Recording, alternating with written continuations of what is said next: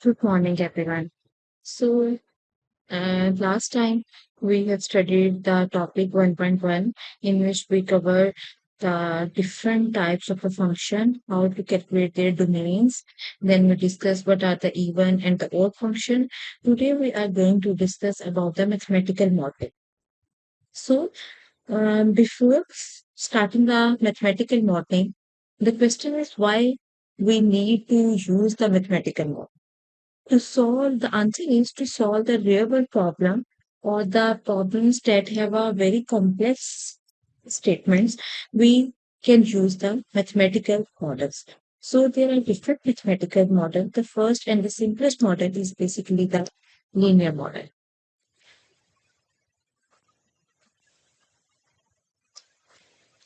Linear model is basically when the relation between the input and the output is linear. Means that, as you can see from the figure number 2, the graph between the x and y is always a line. So then we can say the graph, the function or the model is a linear model. So if a function or is a linear, we can represent it as y is equal to fx mx plus. So basically, there is a linear model, there is a constant rate of change.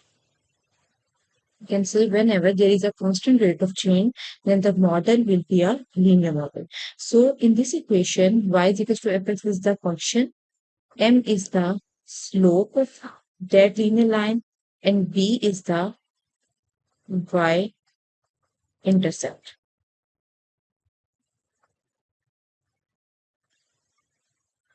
So when we draw it on a graph, let's say this is the x-axis.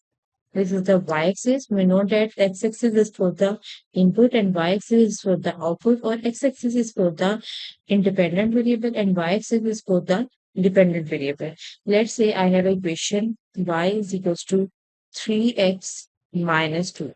So to draw the graph of this equation, I can take the values from x 0, 1, 2, 3, 4, and the y correspondingly y will be at the when the x is 0, the y will be equal to minus 2. When x is equal to 1, y will be equal to 1. When x equals to 2, y will be 4. So correspondingly we will get the value. So when we draw this equation, when we draw this line corresponding to 0, the value of the y is minus 2. So corresponding to the 1, the value of the y is 1. So the curve will be, it will be a line like this.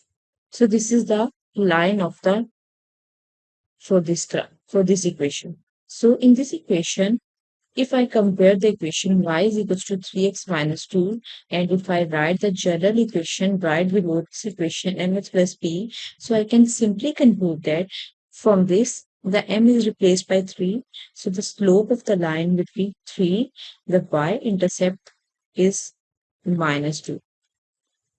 So as we can see, the y-intercept is minus 2. We can also calculate from the graph. So it is concluded that the graph of a linear function will always be a straight line, and we can find out the equation by this equation mx plus b, where m is the slope of the line and b is the y-intercept. Let's discuss an example from the book.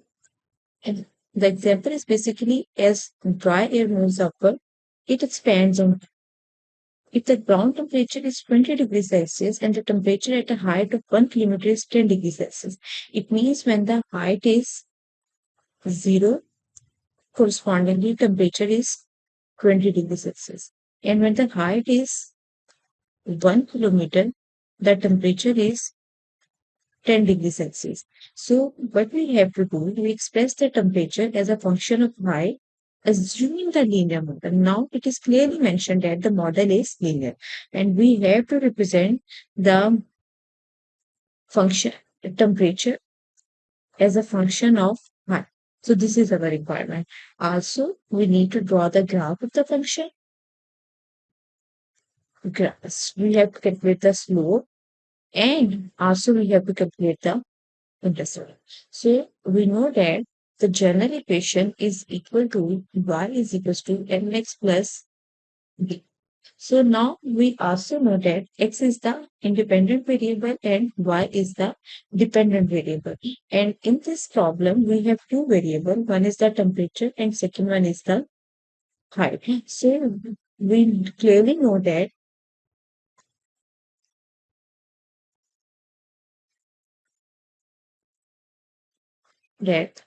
temperature depends on height. As the height changes, correspondingly, the value of the temperature also changes. So I have replaced the x with the h, y with the t. Just replace the variable. H is the height and t is the temperature. So from now I have two parameters. So when the height is 0 plus b, correspondingly temperature is equal to 2. Similarly, I can write b is equal to 20. The second parameter data set we have given 1 kilometer and 20. So when the temperature is 10 degrees Celsius, height is equals to 1 plus. So instead of B, I can put value of 20. So this is equal to M plus 20 is equal to 10. From here, M will be equal to 10 minus 20 and that is equals to minus 10. So the slope of this line will be equal to minus 10 and the y-intercept will be equal to the 20. So this is the equation. So general equation I can write t is equals to, now in this equation put value of m and t. M is equal to minus 10 h and instead of b I can simply put 20. So this is the general equation for this line. So whenever I have a different values like this in the part C, what is the temperature at a height of 2.5 kilometer? So instead of 2.5 kilometer, so I can simply put T is equals to minus 10, height is 2.5 kilometer plus 20. So this is the equation for this one. So in this way, we can find out the equation for at any point. Also, when we draw the graph that is in the figure number 3, the graph will look like this. So this is basically the general concept. So let's discuss example number 2. Example 2, basically we have been given a table. Table is corresponding between the air and the carbon dioxide level in ppm. So we know that the air is independent. So we will take it on the x-axis and the carbon dioxide level is the dependent because it depends on the air. So I will take it on the y-axis. When I draw the graph is approximately to the approximation of the straight line. So in this case, if I want to calculate the slope of such graph, what can I do? Because I don't know the graph is exactly the straight line or not. It is just the approximation. In this case, what can I do? I can find the slope by using the 2 pi's that y2 minus y1 divided by x2 minus x1. So we can find the slope by taking any two corresponding points. It can be the difference of y values divided by difference of x values. So in this case, I can take the difference of the first and the last point. So first point is I take first point 1980 and the last is 2012. So on the y-axis, x-axis 2012 minus 1980 and corresponding to 2012, the value of the y is 393.8 and the value of the corresponding to 1980, the value of carbon dioxide is 338.7. So this is the value of the slope that we can calculate by using this data set. The value of the slope will be equal to 1.722 for this data set.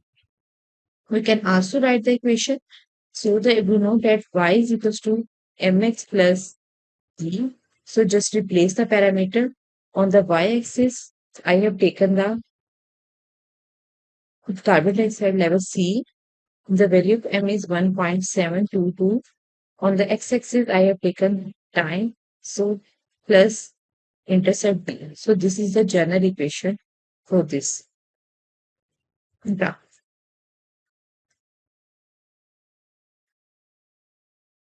So we have asked you the multiple example.